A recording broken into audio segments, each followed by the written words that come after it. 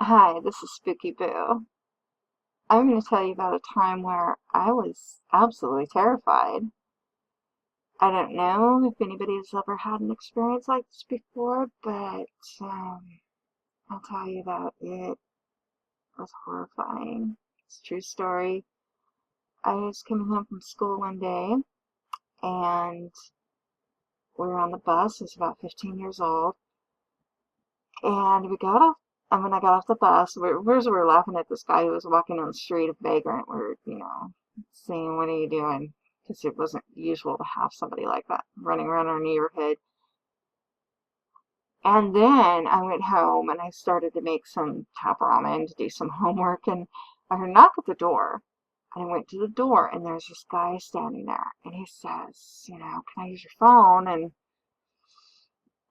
this was back in the 80s, so we didn't have, cell phones, and we didn't have a cordless phone in the house we lived in at the time. So he was like, "Can I use your phone?" I said, "Okay." And we had this one phone that had a 20-foot cord that we could take everywhere with us in the house. And I put it on the porch and shut the door. And I said, "Here's the phone. You can use the phone." And I guess he said his car had broken down or he had a flat tire. He needed to call AAA or whatever. Well, stupid me puts the phone on the porch, and I don't remember if I locked the door or not. I must not have, because a few minutes later, while I was in the kitchen getting ready to cook my top ramen, I heard a voice behind me say, "I have a knife at your back, and you're going to do what I say." And I'm like, oh my God. I went through the motions, I'm not, you do, when something like that happens to you, you get scared, you say, "Oh my God, help me," and, any of that. I don't care who you are. I don't care if you're not religious, you're going to say that.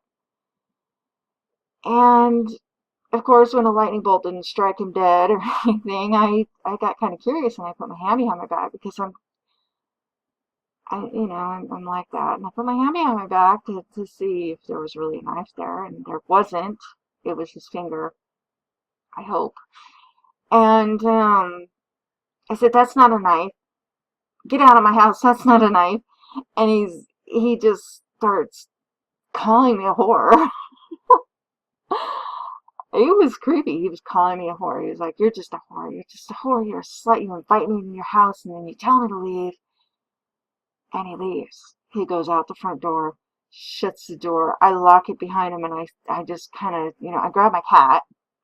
You're 15 years old. The first thing I'm thinking about is my poor cat outside. She's sitting on the porch. I went out. I grabbed her and locked the door. Sat to my back to the door so nobody can force it open. And I sat there just shaking and crying. And I was so terrified that he would come back. I never called the cops or anything. I should have, but he knew where I lived, and they didn't catch him. And if he went on the news or anything, I was scared he would come back. And he looks kind of like our substitute teacher we had in geography. Um,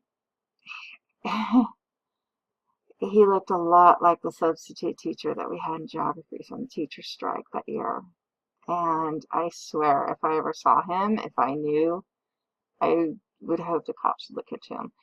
He had these weird, creepy 70s glasses and this stringy, gross, disgusting hair. And from what I remember, he had one of those jackets on that had, oh gosh, like a corduroy, light brown corduroy jacket. And I think he might have had jeans on. But the corduroy jacket had those elbow patches. Kind of a dorky style that we had back in the 80s or 70s or something. I don't even know where that came from. But that's what he was wearing, and he was creepy as all hell, just really, really gross. So, lock your doors, keep your cell phone next to you, and call the cops if that kind of thing happens. That's my creepy story for the day. Bye.